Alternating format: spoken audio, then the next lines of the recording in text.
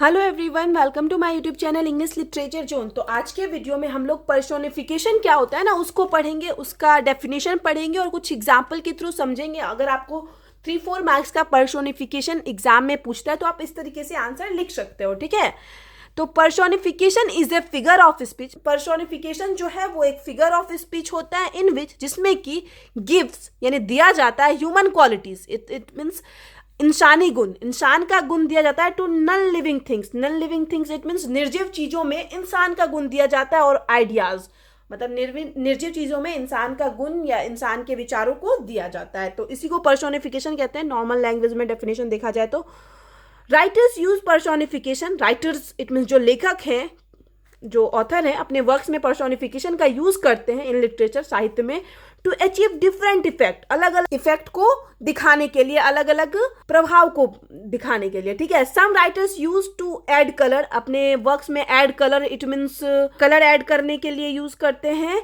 And imagery to their text, और अपने text में इट मीन्स अपने जो लिख रखे हैं ना उसमें imagery it means picture add करने के लिए पर्सोनिफिकेशन का यूज करते हैं। इट मीन्स अगर हम लिख दिए एप्पल, और एप्पल लिखने के बाद हमारे माइंड में क्या एप्पल का पिक्चर बना, तो यही हो गया कि टेक्स्ट के थ्रू इमेजरी प्रेजेंट किया गया। कि टेक्स्ट जैसे ही एप्पल वर्ड आया ना तो एप्पल का एक इमेज बन जाता है हम लोग के माइंड में कि एप्पल क्या होता है।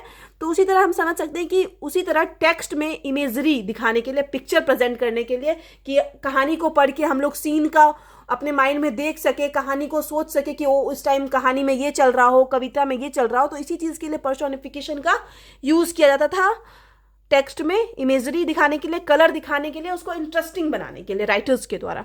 The point of using personification is to help. तो पर्सोनिफिकेशन का जो यूज किया जाता था to help the reader, reader की हेल्प के लिए, बेटर विजुअलाइज, कि रीडर क्या कर सके, अच्छे से विजुअलाइज कर सके, इट मीन्स माइंड में सोच सके, समझ सके certain elements of the story and poem. Poem के ढेर सारे एलिमेंट को, स्टोरी के ढेर सारे एलिमेंट को, स्टोरी के ढेर सारे कैरेक्टर को, या फिर हम बोल सकते हैं पोएम के ढेर सारे वर्ड को डिस्क्राइब करने के लिए पर्सोनिफिकेशन का यूज किया जाता था, ठीक है। अब आगे एग्जाम्पल ऑफ पर्सोनिफिकेशन। पर्सोनिफिकेशन का एग्जाम्पल हम लोग देख सकते हैं। Justice is blind. जस्टिस क्या होता है? अंधा होता है।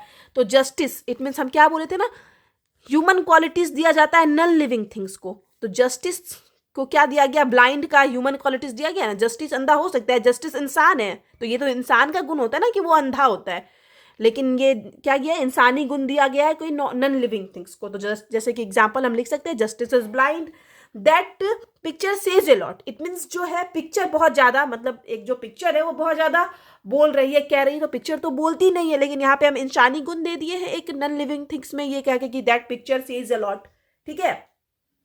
अब आगे, the pen is not cooperating with me. जो पेन है वो कोऑपरेट नहीं कर रहा है मेरे साथ। इट मीन्स यहाँ पे पेन इट मीन्स इंसान तो नहीं है, पेन को कोऑपरेट करने के लिए बोल के पेन को क्या किया गया है? इंसानी गुण दे दिया गया है। The city is alive at night. तो सिटी होता है, शहर होता है, जैसे न्यूयॉर्क जैसा सिटी होता है, तो वो नाइट में अलाइव, इट मीन्स नाइट में भी जगमगाता रहता है, सजीव रहता है। तो सिटी में भी यहाँ पे इंसानी गुण देने की कोशिश की गई है ना, वो पिक्चर प्रेजेंट करवाने की कोशिश की गई है हमारे माइंड में।